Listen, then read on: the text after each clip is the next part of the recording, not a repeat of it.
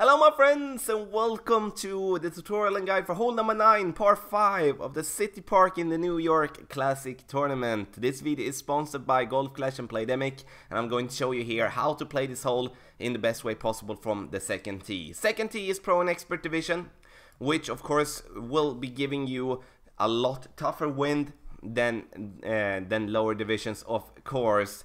And we're going to go with our Apocalypse, and we're going to play it with basically the same way as our opponent here, but we're going to use more topspin. Our opponent is using slight amount of tailwind topspin combined with max side spin to the right. We're going to go with more when it comes to the side spin there.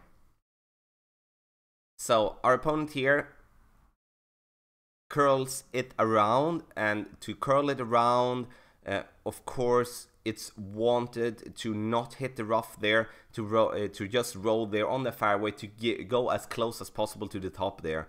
But it doesn't really matter if you go just as close, but at least that you don't hit the rough and get short. Especially having a sniper for the second shot, it's going to be tough. So we are going to play with our Apocalypse. 1.3 per ring, a max side spin to the right, 2.5 bar of top spin.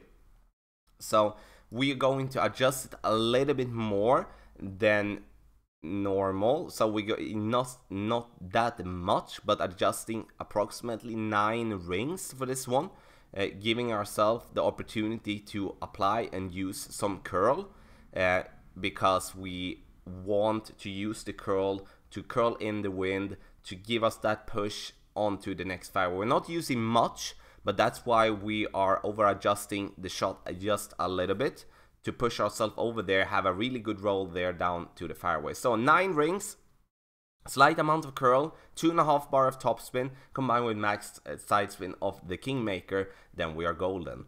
Second shot here, and the second shot is going to be tough for our opponent. Now he is of course lucky in the way that having a bit tailwind to be able to reach onto that specific platform. It's still going to be a tough shot, and it's this particular shot is played uphill and needs to in that particular way reduce the rings that you are using. So if you're using normal 11 rings when it comes to 10.9, like 11 miles per hour, then you should be taking away approximately 1.5 ring.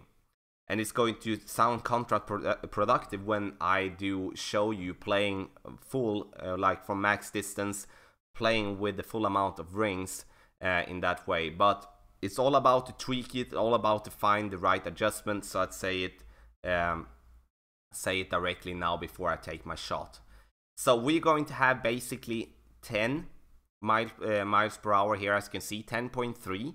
and uphill, which means that we're going to have to play it for as it is around 8.5, 9. So 8.5 rings, 9 rings, approximately like that. But as you will be able to see, we're going to adjust it for 10 miles per hour and 10 rings, which is going to be tough for us to get it close, because we're going to miss the shot that we're making now.